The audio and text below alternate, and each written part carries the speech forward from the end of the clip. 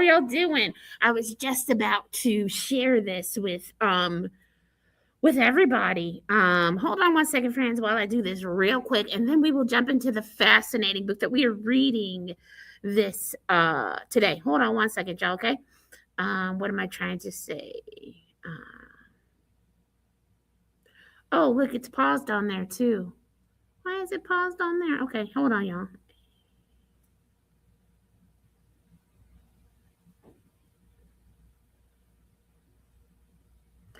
Let me just, you know what? I can talk to y'all and do this at the same time. Let me just voice text it. Okay. A queer black girl leaves her home in the South to go to the big city to pursue her dreams and ends up saving the whole world. There. Okay. Now that is done. Okay, so today, let's pop this in really quick. Boop. Okay, y'all. So as you know what? There's two things. Today we are going to be reading or discussing the wonderful book Rust in the Root by Justina Ireland. Let me do this so y'all can see it a little bit better. All right, so we are going to be talking about this book right here. Now, I am going to address the elephant in the room. I am the elephant, y'all. I did my hair and it's green, so you cannot see it. It's doing some wonderful things. Look, watch. Now you can see through my head, and there's nothing in there but books. Anyway, I wasn't thinking about that when I did my hair, and honestly, we just gonna have to roll with it because wait. Let me throw that back there because it's distracting me. We're just gonna have to roll with it because my hair is green and nothing I can do about it. So, yeah. So there's that. So now that we have said that, let's go. Let's pop back over here. We're gonna talk about Justina Ireland and her wonderful book. Y'all know she's one of my favorite authors. She's just so smart and writes brilliantly, but we'll get to all the Justina Ireland love in just a second. Let's skip over here. Okay, so now we can see my wonderful, hold on a second, y'all, visage. Anyway, announcements. So coming up this Friday, we're going to be having Fun Friday as usual. There's going to be a wonderful activity. We're going to be feeding the children from ages 0 to 18 lunch. And there's going to be story time as well. So if you are not busy, please come on by. And if you are busy, but your kids are off, like most of the kids are off on Fridays in D60, we'd love to have them. Please come on over here or send them over here so we can feed them lunch. Also, the whole month of, I think, March and April, if you come into Lamb Library and check out 5 seed packets, please stop by the front desk, either the small side one or the big one, either one, and ask to be entered into our raffle. That the raffle announcement is going to be announced on May the 1st. And the thing that is being raffled off is a free garden tool supply kit. So there's going to be, shears, gloves. What are those? I already said shears, pruners, a trowel, a little thing to keep them all in. Probably a little bit more than I am missing. I am sorry. Let's see what other announcements we have to make real quick, and then we'll dive into the book. So this Saturday, hang on. This Saturday, March the 21st, from 9:15 to 10 a.m. is Tai Chi, Slow Flow Saturdays. For 18 and older, this gentle, slow flow motion class invites you to move with intention and ease, promoting relaxation, inner balance, and a calm energy that carries into your daily life. And then right after that is Slow Down and Stitch. They're going to be doing hand sewing, so that's from 10 to 11:30. Ages 13 and older, join us for this once-a-month session where stitching meets meditation. Create beautiful fabric projects while focusing on the present moment. While supplies last. This month, you can make a flexible frame purse. Those are the activities that do not have to be registered for. A lot of the other ones do. You'll see, like if you have our newsletter, which you can also use an electronic one as well, there are a lot of classes that you do have to register for. Like we have a socially active seniors group. Let me see if that's what it's called. Classic crafting for social seniors. That's usually on Mondays. Those have to be registered for. But if you come on Saturday and do that Tai Chi flow and then the slow stitch afterward, you can talk to one of the librarians that will be present, and they will be able to help you register for the next class, or at least tell you when the registration is open. So please stop by. We would definitely love to have you. Okay, so I think that is it for the announcements. I don't think it, y'all. I know it. I'm the one who wrote them. I know when the announcement's over. I'm just being silly. Okay, so let us talk about Justina Ireland. Y'all know she is one of my favorites. Okay, so Justina Ireland has penned a number of Star Wars books. I'm not going to read this one on the screen for y'all. Y'all got it. You can see it. I'm going to read my notes, though. Justina Ireland has penned a number of Star Wars books, including Lando's Luck, Spark the Resistance, and Test of Courage, Out of the Shadows. Ooh, that's a long one. Hold on a second, friend. Yes. She is one of the... Oh, we're not going to read the Star Wars one. I'll get back to that in a second. Including Dread. Justina Ireland is the award-winning and New York Times bestsellers of numerous books, including Dread Nation and its sequel, Deathless Divide, Rust in the Root, the middle grade novel Ophi's Ghost, and is one half of the creative team behind Tales from Cabin 23, a spooky middle grade series featuring stories from historically marginalized authors, which launched with Boohag Flicks. She is also the co-author of the romantasy duology Chaos and Flame and Blood and Fury with Tessa Gratton. All right. Let's see what else. We're not going to keep reading all of that. I'm sorry, Justina. I didn't mean to butcher your intro, but you know what? If y'all have been with the book club for a while, you know I love Justina Ireland because we've read several of her books before. Speaking of which, let's talk about Rust in the Roots. Just a little bit of some of the awards that it has received. Best Fiction for Young Adults in 2023, a CCBC Choices of 2023 that stands for Child Cooperative Book Consortium. I think it's consortium. Y'all, I feel like I'm making up that last C. But a whole bunch of librarians get together and they pick books that they think would be really good for the youth to read. And she was the choice for 2023. This book came out in 2022, I believe. She also won the Publisher Weekly Best Book YA Selection for 2022 and the Teacher's Favorite Award for 2023. Let me do this so y'all can see my face. Hold on a second, friends. Boom. Okay. Oh, you know what? Let me go back to this too, because y'all know how I have been really trying to make sure to tell you who the book narrator is.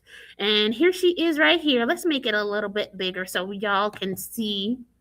Okay, so the book narrator, or I guess you say the narrator for this book, is Jordan Victoria Cobb. She also was a part of the narration for Deathless Divide, and I believe she also did Ophi's Ghost too. But hold on a second. Let me take my glasses off, y'all. Jordan is a New York City-based writer and actress with a focus on live theater and voiceover.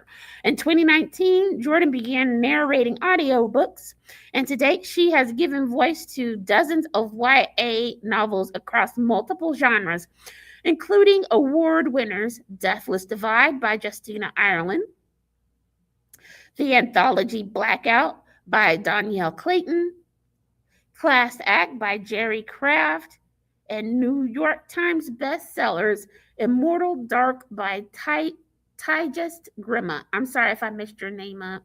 And Roseanne A. Brown's A Song of Wraiths and Ruin. She did a phenomenal job, I think. I just always like to also acknowledge the acting skills of the narrator because that can make or break any audiobook. And as most of y'all know, I do a tandem read most of the time when I'm reading for the book club. So I can stop and listen. But look at all these notes, y'all. That's not even half of them. I got pages and pages of notes here. So hey, why don't we just join? Get to it real quick. Oh, one more thing. Let's put this on the big screen. Summer Jam screen coming up, y'all. 1 second. So some of the themes and tropes of Rust in the Root are dreams versus reality, racial prejudice, resilience, societal oppression, personal doubt, coming of age, community, and I think I already said resilience. I did. All right, let's get off the Summer Jam screen. Whew. Okay, so that's a lot. Let's do this. Let me get my little timer over here so I don't run over. Because y'all know I can be a bit of a chatty Cathy. Let me quit blaming Cathy. Chatty lovely. All right. So we're going to jump into the discussion questions. But before I do that, let me just tell you briefly what this book is about. A queer magical Black girl leaves her home in the deep South to go to the big city to accomplish her dreams and ends up saving the world. And I'm emphasizing queer because there's several queer people in this book. Justina Ireland wanted us to acknowledge that, and so I'm acknowledging it as well. And the one thing too, this is an alternate historical fiction book. It's really a horror book, and Justina Ireland is a horror writer. A lot of the times her books are not classified in those genres. I have an article here where she talks about that and how even for her, it took her a while to realize that she really wrote horror as well.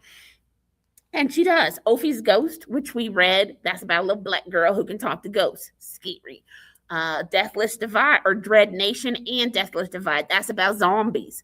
And to be, one thing too, when she was researching Deathless Divide and Dread Nation, she kept seeing pictures of different Black folks, which led her to write Rust in the Root. So they're not necessarily in the same universe, but they have the same impetus of Justina being thorough about her research when she's writing these historical books. I really, really, really love that about her as well, because a lot of times people do not know the contributions that Black Americans have made to this country. Like, they just have no idea. I don't know what they're teaching y'all in them schools nowadays, because y'all know, lovely. I'm 52, so I don't know what they're teaching y'all in school nowadays, but I do know what they're teaching you. They're not teaching you about history, not anybody's history, to be quite honest.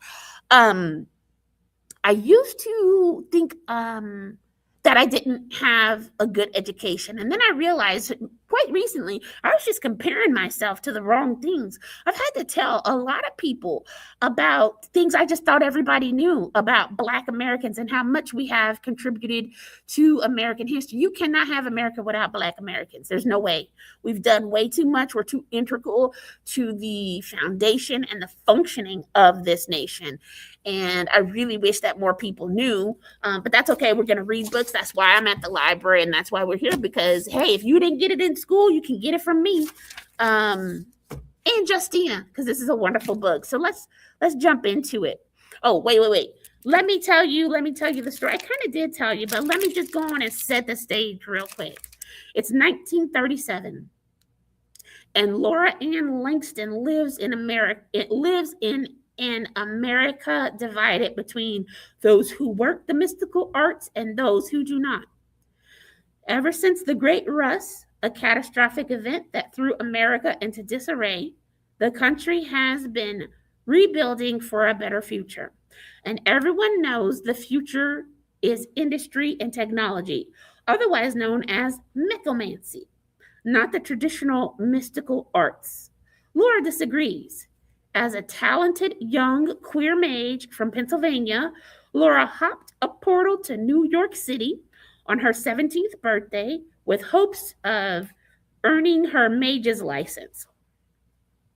Laura applies for a job with the Bureau of the Arcane's Conservation Corps, a branch of the of the U.S. government dedicated to repairing the damage caused by the Great Rust, and meets the Skylark, a powerful mage with a mysterious past who reluctantly takes Laura on as an apprentice. But as they're sent off on their first mission together, they discover evidence of a mystical working not encountered since the darkest periods in America's past, when black mages were killed for their power. Secrets that could threaten their lives and everything. Yeah, and everything they've worked for. Okay, so that's basically what this book is about. So, also, it is, like I keep saying, an alternate history in America. It's set during the time known as the Great Depression or the Great Dust Bowl. Great Dust, Great Rust. It was also called the Dirty 30s. So that is where we find ourselves. Now, just so you guys know, I find this part of history very fascinating, but guess what time it is? Guess what time? It's time to talk about my grannies. It's time to talk about my grannies. Can Lovely not talk about her grannies for once? No. We're going to talk about my grannies again because I never miss an opportunity to tell you how awesome my family and my lineage is. So let's do it. Okay, so my primary sources for learning about the Great Depression and the Great Dust Bowls are my grandmothers. I had 9 grandparents. These are the 2 main ones that I mostly talk about on here. It's also because I only have their photos. I didn't have photos of the other ones. But my paternal grandmother from Texas was born in 1927, and my maternal great-grandmother was born in 1913. And both of them have histories and stories talking about the Great Depression and the Great Dust Bowl. My paternal grandmother is from Texas. We have a farm down there.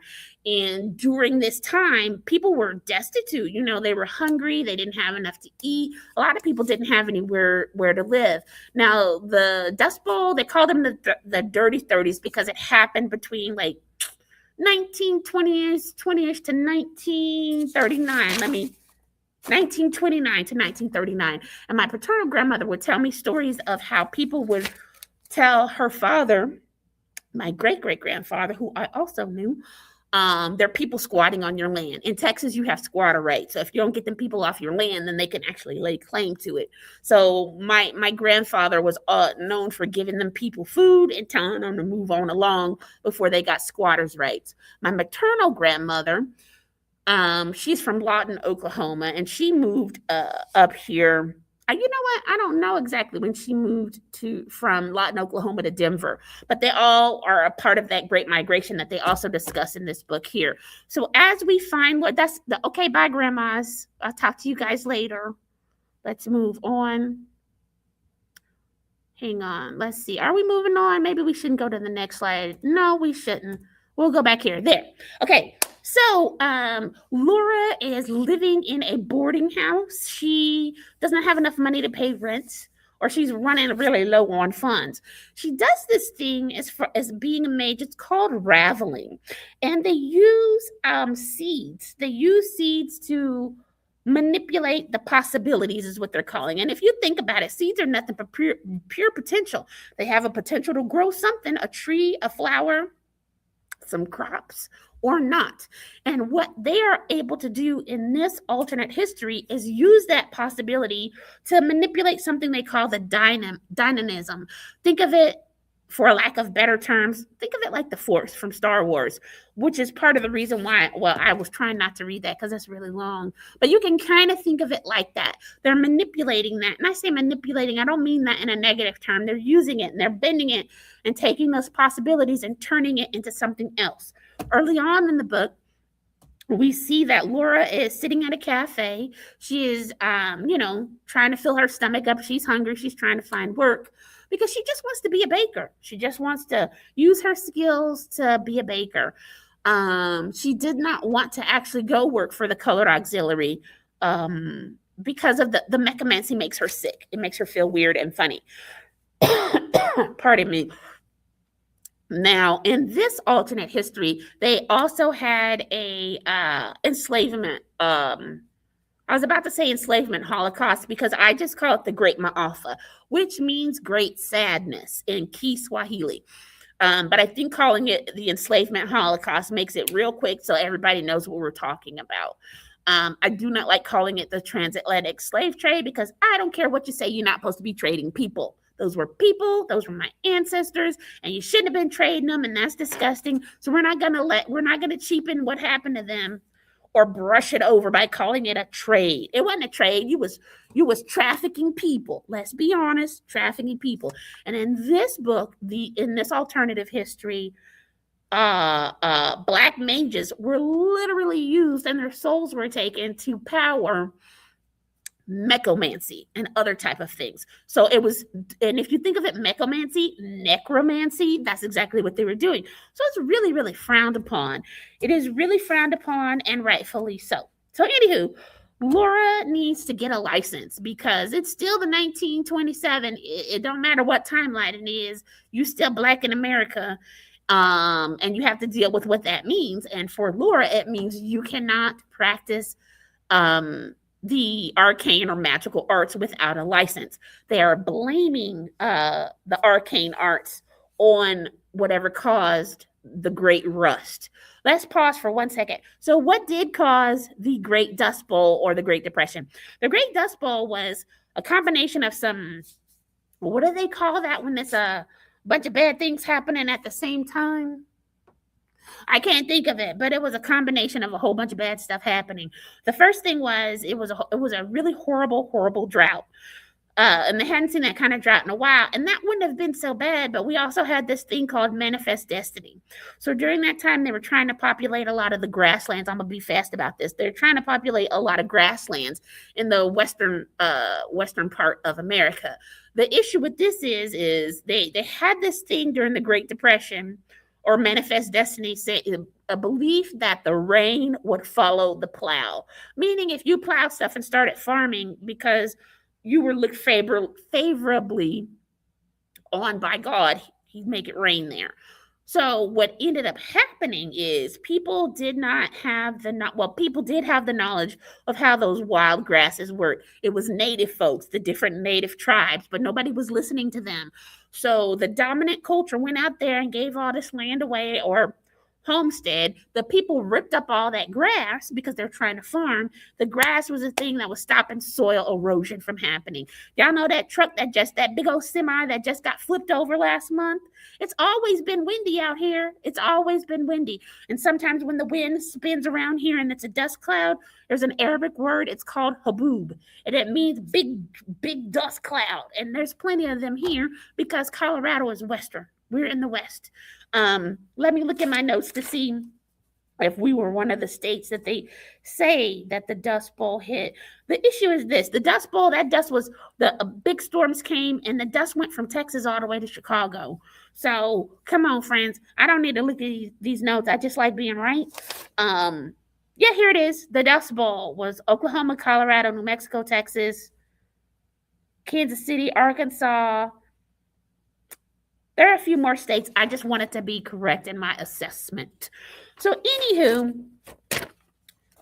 we were talking about the Great Dust Bowl real quick. So, that was causing soil erosion.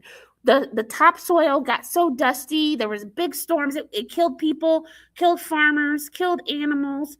And because there was nothing to stop that soil erosion, it went on and on and on and on until they started implementing conservation farming practices to stop this from happening. Y'all know what they did? They paid farmers to burn the crops. They paid them to burn their crops or toss them. Instead of paying the farmers to give it to the people who was in need, they were like, let's just burn the crops. That was not very smart. Anywho, if you want to know some more, or if you're really interested in the Great Depression or even just the Dust Bowl, we've got those books here at the library. Number one, you can go on Canopy and you can learn about it. Just type in Great Depression and all of these different documentaries will pop up. That's free with your library card. It's part of our digital library that you have access to. If you don't have a library card, friend, what are you waiting on? Come down here and get one. Come on down to Lamb Library. You can get yourself a library card. You really just need a Colorado ID. You really just need one of those. Come on in. And even if you don't have one of those, I'm not going to explain that whole process, but the people at the library who are upstairs, I'm downstairs in the basement right now, they can help you out with that. We'll explain how you can still have access to some of these things. But anywho, some of the more popular books that you might have heard of that give you an idea of what was going on during the Great Depression and the Great Dust Bowl are Of Mice and Men. and The Grapes of Wrath by John Steinbeck. Um, there's another one that I'm thinking of. I can't think of it off the top of my head. If it's not in my notes. Okay. So, anywho, back to our main character, Miss Laura, aka the Peregrine. One of the things that I like the most about Justina Ireland is she thinks we're smart.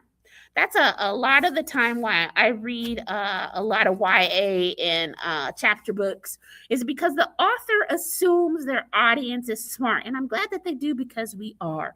So she lets you know right at the beginning of the book. I believe the first part, you see that? Great Expectations. That is what's called a Bildgrensen. I'm probably saying that wrong. No, I know I am. That's a German word for coming of age. Hold on a second, y'all. So if you've ever read Great Expectation, I did because I had that international baccalaureate education in the hood in Dallas, Texas, South Oak Cliff High School. Stand up. Anywho, that is a coming of age. Pip came of age in that book, and in this book, Laura goes from being a wide-eyed, innocent girl from the country. It says Pennsylvania. She was from a small. I said the South, y'all. I said the South, and I'm sorry. Pennsylvania is not the South. Anywho, she came from the country basically, and there's a lot of farmland. If you ain't never been to Pennsylvania, they have a lot of farmland. Look at y'all, my green braids. Look, y'all, look. You can see through my hair. Anywho, so in the very beginning of the book, she lets you know there is going to be a coming of age. Does she stop to think, have they read Great Expectations? No, because she knows you have Google and you'll figure it out. And if you haven't read it, you will go read it. So anyway, that is what happens with Laura. Laura ends up getting a job with the Colored Auxiliary. She almost did not get that job because the lady who becomes her mentor is the Skylark. The Skylark was not too impressed with her. And in fact, one of the things that I thought was happening, because Laura mentions it in the beginning of the book, that Black people who live in that big city don't too much care for mages. She thought it might be a little bit different because they're both Black, but I was like, that happened a lot during the Great Migration. Both of my grandmothers, all of my grandmothers, told me stories about that, how sometimes the Black folks who have been there longer than a lot of the newcomers weren't very kind, weren't very nice, thought of them as country bumpkins. I think a little bit of that was happening here as well. And especially when Laura runs into the Skylark, she looks at Laura, thinks she's disheveled, and doesn't think too much of it. But she is basically forced to get a apprentice. So she chooses Laura. Laura is in jail when the Skylark has to go and spring her out. She's in jail because when she was sitting at this restaurant, trying to weigh her options and trying to figure out what she's going to do, she's drinking nasty coffee, and somebody must have had a burger or something, and they left some sesame seeds on the counter, and the waitress sees her accidentally ravel them. She's turning, I guess they were levitating, turning them into something. So anyway, Laura leaves because she don't want no trouble from that lady. And there is a man experiencing homelessness in the alleyway. He's drunk. And so Laura, she's asking him, hey, are you hungry? And he said, what do you think? Just being nasty and rude. So she ravels him some beer. And to explain ravels, again, it is an energy field that, the possibilities are what the ravels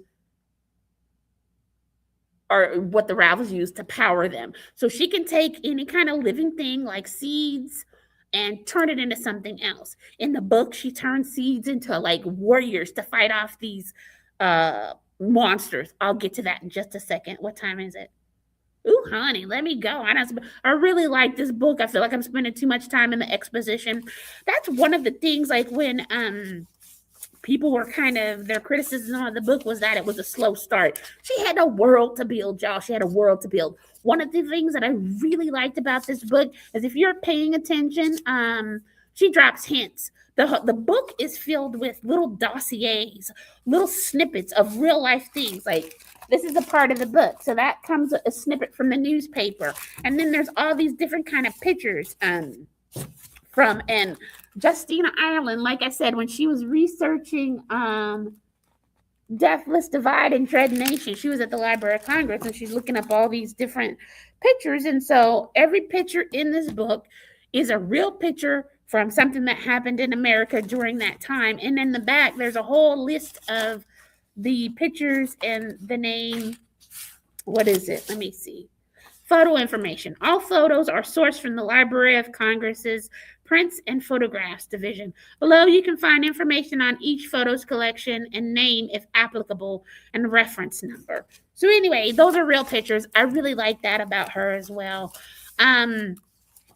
Also, Justina Ireland is a veteran. She was in the Army.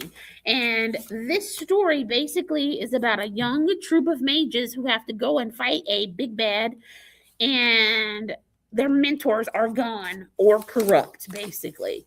So, anywho, let's see. Where are we? Discussion questions. You know what? Let's move on to kind of describe Laura and her mentor a little bit better. Let's make this big. Oh, hold on a second, friends. There go my grannies again. Hey, y'all. Let's do this. Boop. There we go. Okay. So let's talk about the peregrine for just a second. So everybody has to have a magical name in Laura's world. Why? Because if you give somebody your real name, you're giving them way too much power over you. Laura has a sister who's a bit more practical, more feet on the ground than Laura, and her magical name is Pigeon. You have to pay people to go and get your magical name. So this is what a peregrine falcon looks like. Look at that bird. Doesn't it look like who? What did you say? What did you say? Who? I really love the picture of this bird. The thing about peregrine falcons, let me make this little so y'all can see me again. I think you got the picture.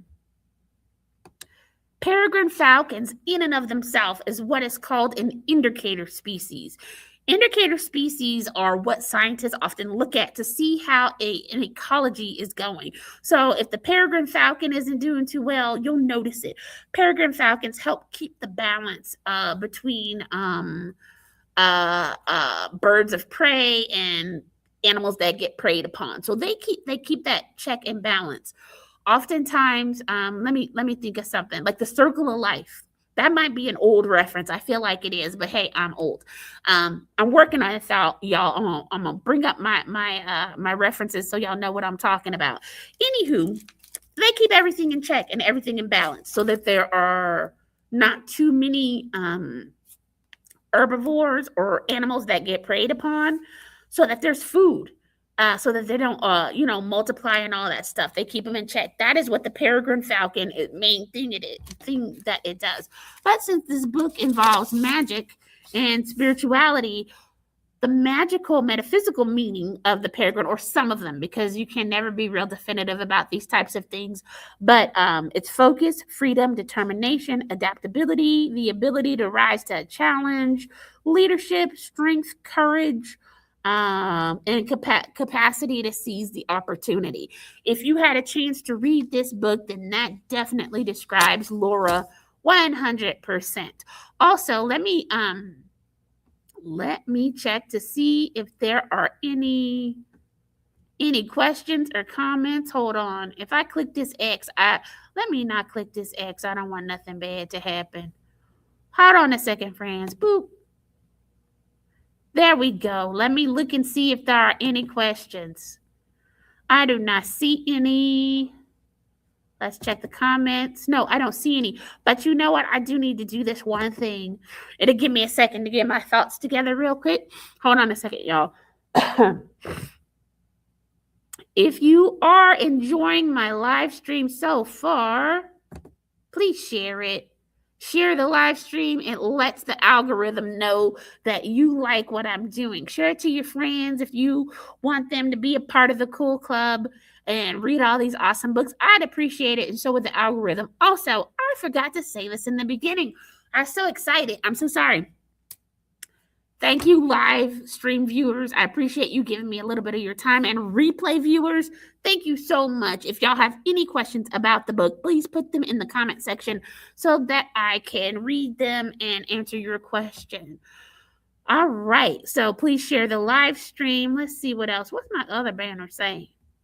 Like the page. Like the page. Let's get rid of that. Y'all know to share the live stream, okay? Also like the page.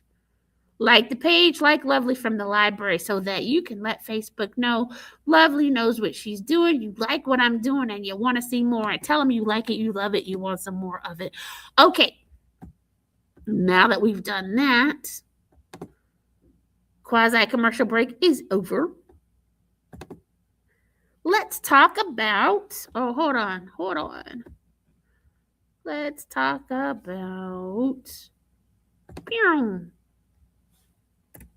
the Skylark.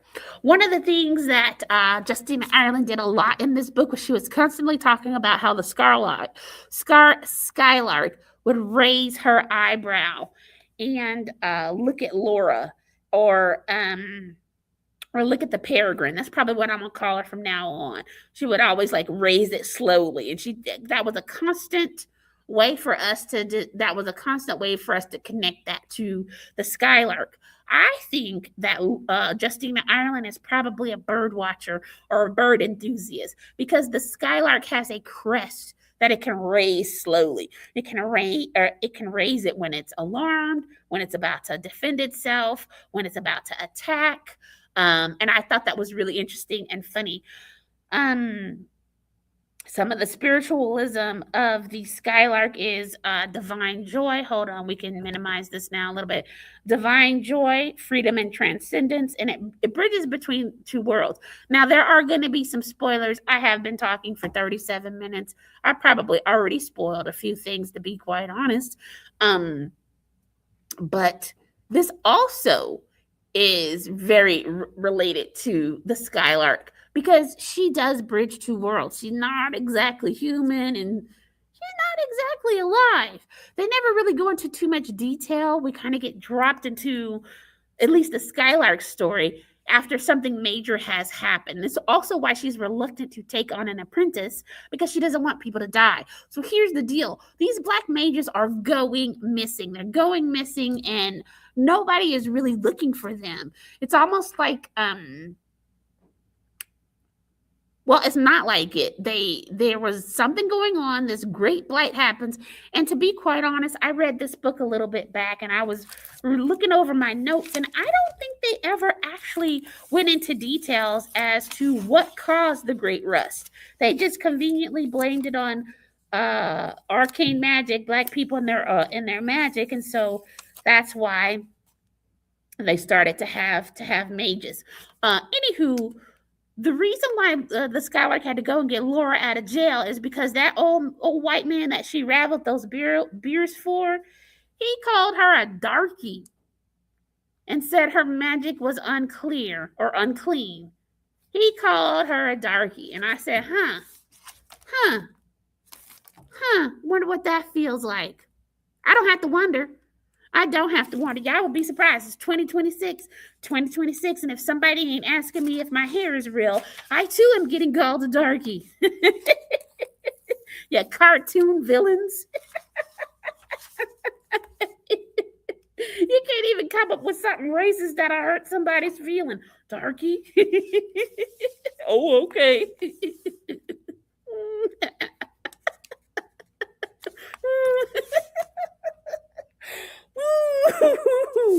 Okay, so anywho, Laura now is on a new mission. She is gonna be like, hey, I'm gonna get this license because all I want to do is bake some bread and eat some pastries, and I can't blame her. So she gets transported to this kind of pocket universe where she meets other young people. There is Crystal, who is a mage that deals in, guess what? Crystals. There's a healer, there's an illusionist. They all have mentors as well. Older people who have been in the conservationist, the colored conservationist troop, because they won't let the black mages work with the white mages. So anywho, They all get sent on a mission to go and find out what is happening in Ohio. Why are all these black mages disappearing? They need to figure it out. What is going on with the Great Blight there? There's a big deal going on there with the Great Blight. So, there are two boys. One of them's father is Smoke, and his name is Malik. And Malik likes this young boy named, I done forgot this young man's name, but nobody knows that they like each other. Nobody knows that they're gay. And in the end, it turns out it's not even a big deal. Malik Daddy don't care. I'm trying to see where are their names. I can't find them, but that's okay. Y'all can read the book. If you had not had a chance to read it or check it out, please come to Lamb Library. There are a few books on display. You can check them out. You can enjoy it and read it. So, anywho, so they have to go to Oklahoma, Ohio to figure things out. When they get there, the blight is really nasty. Oh, I forgot to tell you one thing. There is a lady called Miss Fox who, when Laura is trying to get to this pocket universe with the Skylark, Laura gets waylaid by Miss Fox. Miss Fox was like, "Oh, I thought you were the Skylark. Y'all basically have the same aura, only you have there's a little bit more to yours." So here's the deal. You have to, in order to get your license, you can only practice one craft. The deal is that Laura and most people from the country practice more than one craft. They keep saying it throughout the book. Everybody has a little bit something extra. Everybody has a little bit something extra. There's several different types of magic. Let me flip to that page to read it to you really quickly. Again, Justina Ireland is just a phenomenal world builder. So, the Mystical Arts Encyclopedia. It's another one of the ephemera that she is included in the book. It's not an epistolary book. Epistolary means a book told through letters, basically, kind of like The Color Purple. That would be a good example of an epistolary book. Anywho, so there are several types of mystical arts. There's something called cerebromancy, and it's precognition and mind reading. Faunomancy, the control of living creatures, including mythical beasts. There are mythical beasts in this book, so I almost forgot to tell you about the unicorns. There are mythical beasts in this book. Floromancy, which is what Laura does, and that's the use of nature, most especially seeds and pods, to cast a variety of basic spells. There's illusion, that's what Malik and his father Smoke do. There's pavomancy, a practice that uses stars, ley lines, and magnetic fields. Does that not sound like The Conductors, that book by Glover? I can't remember her first name, but it's called The Undertakers, The Conductors, and her last name is Glover. I'm pretty sure I have it at the end of the live stream. I promise y'all I'm getting to my point. I'm almost done anyway, and then we'll get her first name as well. Let's see. So that was pavomancy. Then there's petromancy. That's stones and crystals. That's what the young girl Crystal does. Sanomancy. That's the use of dynamism to repair damage to living organisms. So that's healing. And then there's some figuremancy, forbidden disciplines. Figuremancy, it's more commonly known as shape-shifting. There is a shape-shifting character in here. Their name went from Louis to Louise. And in English, in the Creole, well, it's French, but I hear a lot of Creole people calling folks loups-garoux. And it's a French word. Basically, it means werewolf. But in this book, they're called ligahous. I think that she did that so she couldn't be accused of culturally appropriating stuff. And also, it makes it a bit more alternative. Anywho, they end up in the middle of the blight in Ohio. It is dreary, dark, and scary. They find a house that was somebody's, like an old witch's house, and they're hunkering down there. They put up spells and sigils to protect themselves because there are deformed beasts inside the blight. Nothing is living there. Very much like the Great Dust Bowl. There's no animals. It's very quiet. You can feel the power of the magic trying to suck you in and suck the life out of you. Come to find out, that's exactly what's happening. I'm going to speed this up. Spoilers are ahead. Get ready, get ready, get ready. So, um, they have to fight this big bad because somebody comes in, something happens, and the teachers are attacked. There is a teacher called the Grimalkin who is can talk to animals. She's killed. She's well, her spirit gets put into one of her animal companions, but it was about five. Laura, Crystal, Sam, that's his name. Sam, Malik, Sam's sister, whose name I cannot remember, sorry to that lady. And then the adult mages who are more experienced. So it was the Skylark, the Grimalkin, Sam's father, or Malik's father, Onyx, and somebody else. I can't remember. So it was about 10 people all together. Something happens, breaks past their wards, and the adults are gone. The kids are like, oh God, what do we have to do? So basically, I say kids, they're all about 17 or whatnot, but they're not as experienced mages as the people who were helping them, who were there to guide them. Oh, look, this is the man who worked the wayfaring station. That's a real Black American from probably the Great Depression era. She's using pictures of real people. Come to find out, at the cause of the blight, or the reason why all these Black mages are going missing, is they are being held captive in this thing called the death tree. The tree has, and what does she say? She says strange fruit. Southern trees bear strange fruit. Blood on the leaves, blood at the root. That's a song. Billie Holiday. Please go look it up. Bet you can use Freegal or your library card if you don't know who I'm talking about. It's also a poem. I think a Jewish man wrote it. Why is that important? Why did you say that, Lovely? Because back then, during the Civil Rights era, a lot of Jewish folks marched with Black people to help get our civil rights.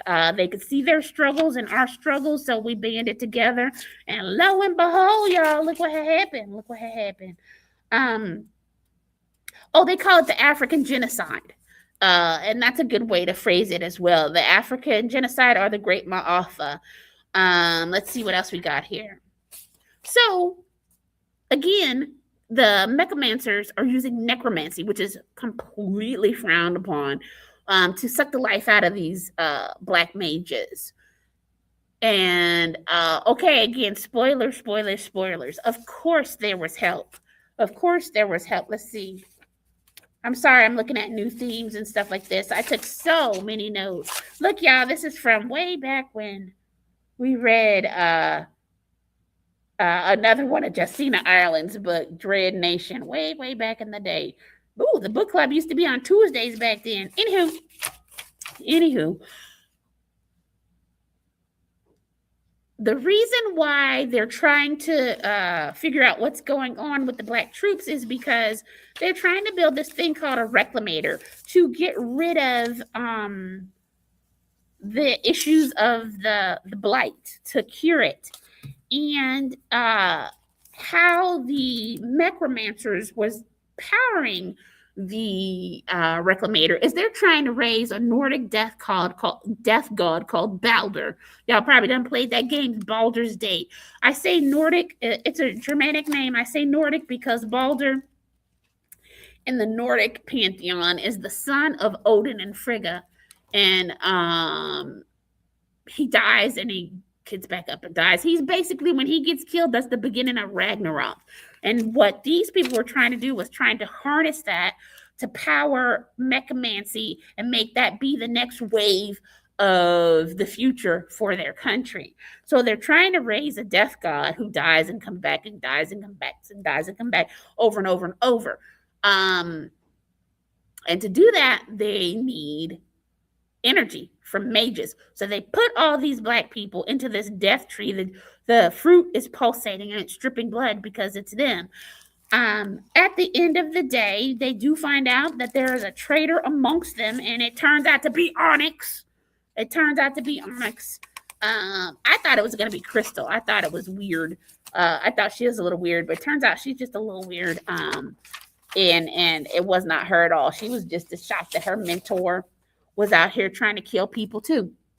So, anywho, they have to regroup. Laura ends up making friends with the Wyvern, which is basically a dragon, and the dragon helps them defeat a lot of people because he's little. He's a little dragon, but boy, he can eat people and he's hungry. He wants to go on an adventure. He just had to ask his mommy first. I'm not even playing, y'all. He literally said, "Let me ask my mommy. I'll be back. Let me ask her." So he did, and she said yes, and so he went.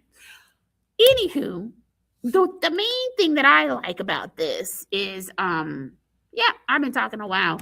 What I like about this is when they went to go defeat the big bad. Okay, so here's the deal. Sam is a healer. He just lost his sister, whose name starts with an N. Sorry, young lady. And he can't go on. Malik stays with him because he is also sick. The great blight, when you're in the middle of it, it zaps your energy. The only reason why Laura wasn't being zapped is because she is known as really what's called a fox. A fox back in Africa before the African genocide is what kept all the other magical craft in balance, just like a peregrine. A fox, it keeps everybody in balance. It is a indicator species. I do believe that part of the reason why Laura was thought written in such a way, I have no proof of this. I think that Justina Ireland was putting into motion somebody, an elder, his name was Dick Gregory, and he used to say that when America had a cold, black people had the flu, meaning that if something was bad for America, look at black people, it's going to be worse for us because we too are an indicator species for this country. So anywho, where was I? Laura has to go and defeat the big bad. She's like, okay, she just adapts. She is having trouble accepting that she can do necromancy because it's looked down upon, because necromancy is what was used to enslave her people, and she doesn't want anything to do with it. She has a change of perspective because she did what? She talked to a smart woman. She found a few women, about 3 or 4 of them, and they all talked to her and they said necromancy wasn't bad. Necromancy actually is a part of life as well as the people who used it and turned it bad. Kind of like any tool is a weapon if you hold it right. Now, is a baseball a weapon? It depends on who's holding it. If you're not using it to hit balls and you're hitting heads, then is it the baseball's fault or is it the person who's wielding the baseball? Good. Okay, got it. So, anywho, one of the things that I like when they go to defeat the big bad, it's the women. Grimalkin goes. Laura thinks she's going to do this by herself because she is the fox. And they're like, baby, we're not going to let you face this all by yourself. So Laura goes, Grimalkin goes, the peregrine, the skylark goes. Crystal even comes. Crystal's sick, but she's like, baby, you're not doing this by yourself.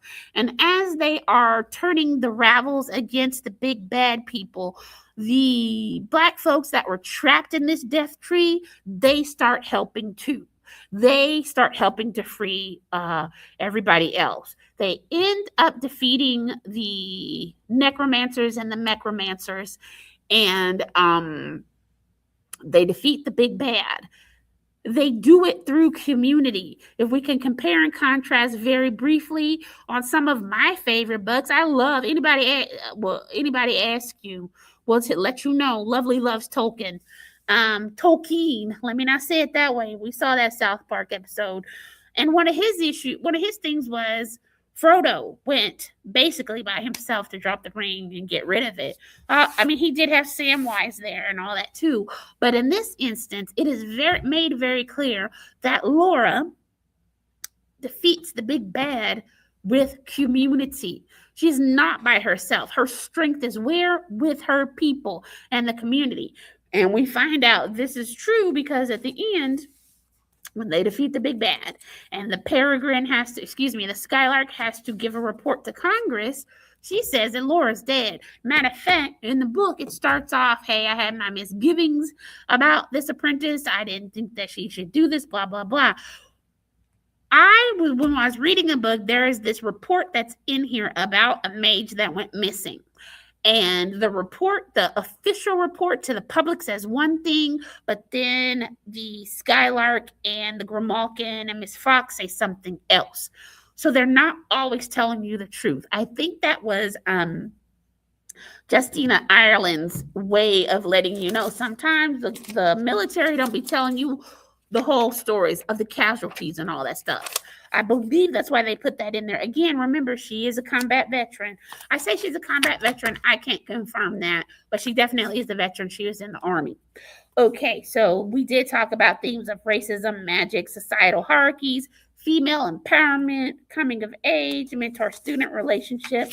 There's a lot of hoodoo in here as well. The soul jar that Laura has is literally putting people in the jar. Plus, the Peregrine's Aunt Clem was a root worker. Let's see what else. Really, the whole gist of this story is talking about how capitalism consumes cultures. Also, the limitations of being a Black person in America. But again,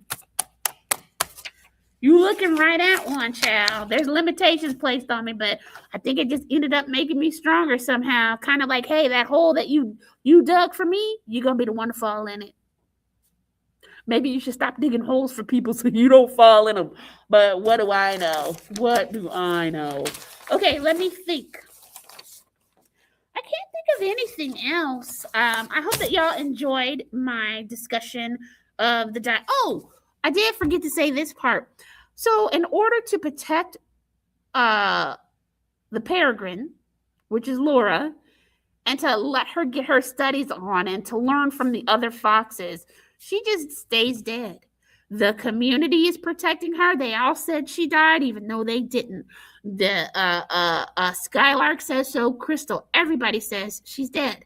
Why? Because she needs to help to maintain balance. There's going to be a new support for the mystical arts. Laura's going to be a large part of that, but she can't have the government breathing down her back. And because she had her people's back, they have hers. Because she fought and protected them, now they are going to protect her. And that is why we all need community. Everybody needs community. We all need support to help get us where we are supposed to be going and doing what we are supposed to be doing. And anybody who says so is a liar, or anybody who says doesn't believe that or doesn't think that's true is definitely ill-informed, or they're just straight up lying to you. Okay, I think that's it. It is not it. Hold on. That's the Skylark. We're going to end on that. If you enjoyed this book, I would recommend, I didn't put it in here, I thought I did. I would recommend The Monsters We Defy by Leslie Penelope. That is about another magical Black girl who is also based on a real character during the Red Summer in the 1930s, when there was a lot of race riots across the country. Also, the next one is This Poison Heart by Kaylin Barron. That is a retelling, I believe, of the Medea story. I read that a while ago. I can't remember. Let's see what is next on here. The Marvelers by Danielle Clayton. That is such a good book. That one is definitely about root workers and hoodoo too. It's like a magical school. And it was wonderful. We had that book in audio. We also have it in physical copy as well. We probably have some here at Lamb. I really love that book. I'm pretty sure we did that as a book club book too. And then the last one, we definitely, you know what, y'all, we've done, I think we did all of these. Maybe not The Poison Heart, but we've definitely done Legend Born by Tracy Dion as well, about another magical Black girl who goes on to bust up a secret society and do what she does. Hold on a second, y'all. I'm trying to find the name of this one book. The Conductors.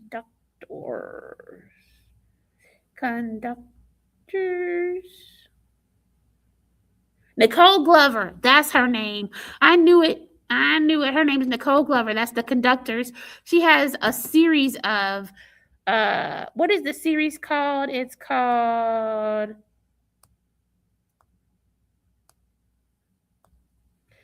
The Conductors. Was the debut of her magical series, and I think she has about 5 of them in there. There's The Conductors, there's The Undertakers. I'm waiting for this to load so it can tell me. It's called Murder and Magic. There's 4 books in the series, and we don't have the Undertakers anymore. I don't know what had happened. I think the books got discarded, but I'm pretty sure we still have an audio of them. Anywho, that's a wonderful series. It's really, really good. It's another alternate history. I kind of like those, so we tend to read those quite a bit. Anywho, friends, let's do this last one. So, boom. Oops, here I thought I was doing something.